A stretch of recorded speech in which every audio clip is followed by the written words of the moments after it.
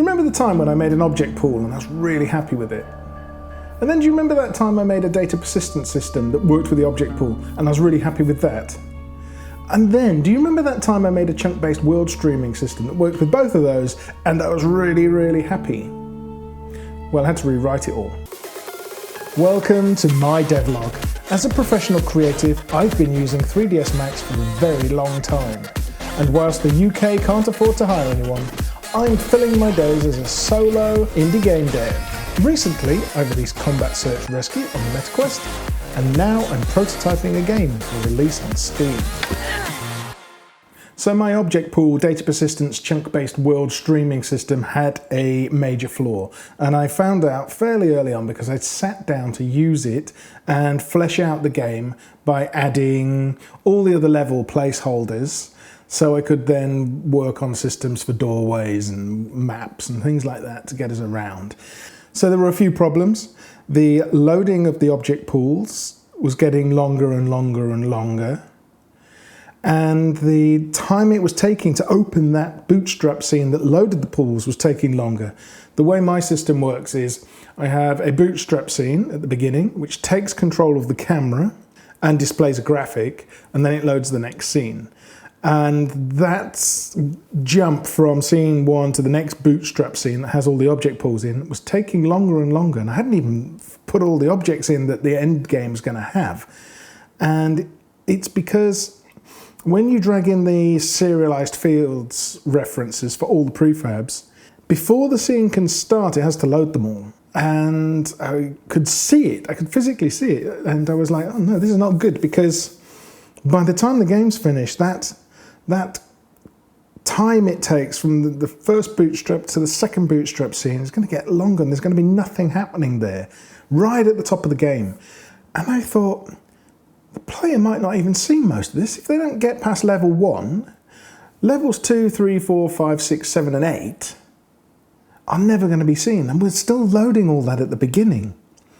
So I thought, I've got to find a way where I can load these prefabs just before they're needed.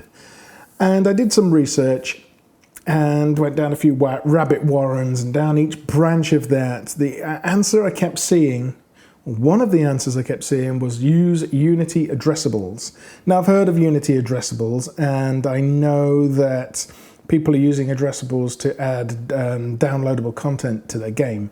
And I had looked at it in the past and I was like, I think that's complexity I could have done without. But I can see how my system would benefit from having addressables. So I decided I needed to learn addressables and I needed to use addressables. So that's what I have done. So let's take a look at the overview of this system, because on the surface, it looks fairly simple to add addressables, but then when you get into it, it adds all sorts of complexities that you could really do without, and you could really do without adding them after the fact to your object pool and your loading system. But that's what I've done, is I've kind of shoehorned it in afterwards, and it would have been much easier to start knowing I needed addressables, because I would have probably started writing the addressable system first, then put the object pool on top of it, and I've done it the wrong way around. So how does addressables work? Well, the system bundles assets together, and you can help choose how it does that. And those assets, when they're compiled, exist as separate files to your actual compiled game. And then when you need the things that are in the addressables, you use the addressable system and say, hey, I need this thing, and it's in an addressable. And the system goes off and fetches that.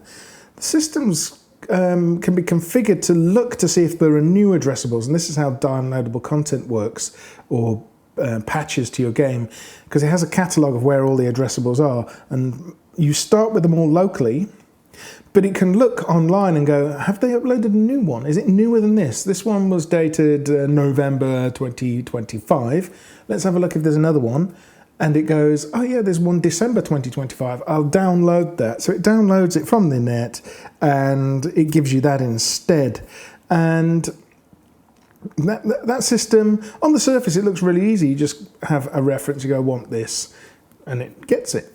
Yeah, but you've got to store those references, because when you've finished with those addressables, let's say you've finished level 1 and you move on to level 2, all those things are still in memory, and you might not have enough, or somebody might not have enough to load level 2 because level 1's still in memory. So you've got to find a way of clearing that out. Now, my original system has no way of clearing that out at all. So it was just going to fill memory gradually. The more objects I pulled and the more things that I needed, it was just going to sit in memory, filling it up until some people weren't even going to be able to load it.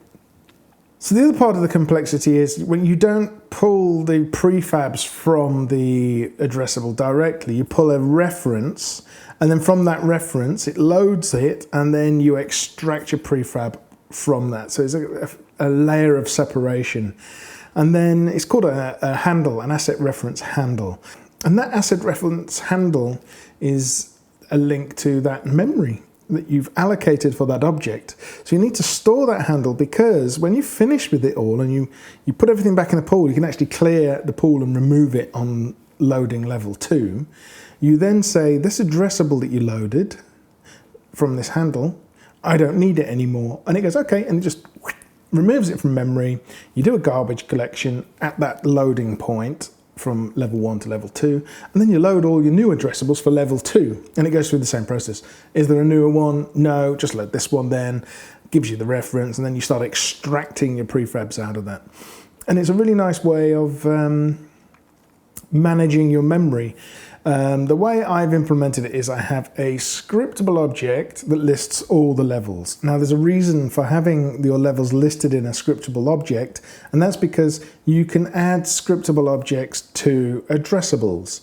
So that means if my list of levels exists as a scriptable object in an addressable, I can update it after launch. So if I wanted to add more levels or change the levels, I would change that scriptable object's reference to the levels, and when the scriptable objects are loaded from the addressables, it goes, oh, here's some new levels, and it adds them. So that was one reason for doing it, and the other reason is I can manage the prefabs with another scriptable object, which is lists of prefabs that I can just add and remove. And again, that is because that can be loaded from an addressable. It can be downloaded if I've updated it, and it can say, oh, there's new trees, or there's some birds, or there's some aliens. It doesn't matter what it is. I can add them extra after I've launched the game, and they will appear in the game afterwards. So that's why I've used these scriptable objects. There is a limitation that I haven't worked out how to get across yet, is you can't put C# in an addressable unless you compile it to its own DLL, and that's the bit I don't really understand. That involves, what's the system called? Assembly definitions. And I've been trying to learn assembly definitions, and all the things I read and all the videos I watch on it are short of a little piece of information that I need. So I'm still working on assembly definitions. So for now, I can't update C# in the addressables. I can only update prefabs, and the C# has to already exist in the compiled game. But I will overcome this at some point. So I crammed addressables in. The addressables work. I've made a mess of my code, and it drastically needs refactoring. But right now I just can't bring myself to refactoring. It works, and I feel like if I refactor it, I might break it. So I will maybe refactor it at another time when I am more switched on. The bonus thing is now I have the ability at a later date to add downloadable content, which is not something I planned to do, but it's nice to have that option, and I may even use that option. May even need to use that option if there's a mistake in the game, or like a prefab's gone awry.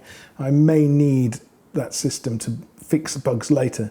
So that's where we're up to with the game. I can now flesh out the levels with placeholder artwork and tiles, and then really get the systems working for loading and choosing the levels and locking the levels, because I want to be able to unlock them with like certain, let's call them keys, but I don't know how it's going to fit with the narrative yet. The narrative I'm still working on in the background. That's we're really happy with that, the way that's going. So that's going to be something we'll talk about in the future when we get there. Meanwhile, my first game I released on MetaQuest, and it's called Combat Search Rescue, and on the 17th of April 2026 till the 27th of April 2026 it's on a 50% sale, so you can go, and I believe there's a try before you buy. Although Meta is a bit crazy about giving you access to everything. It all wants to be in control of the sale of your game, and it's like, oh no, you can't just choose give me a try before the buy. They've got to run some experiment about who's eligible. So who knows how they're doing it. So that's it for this episode.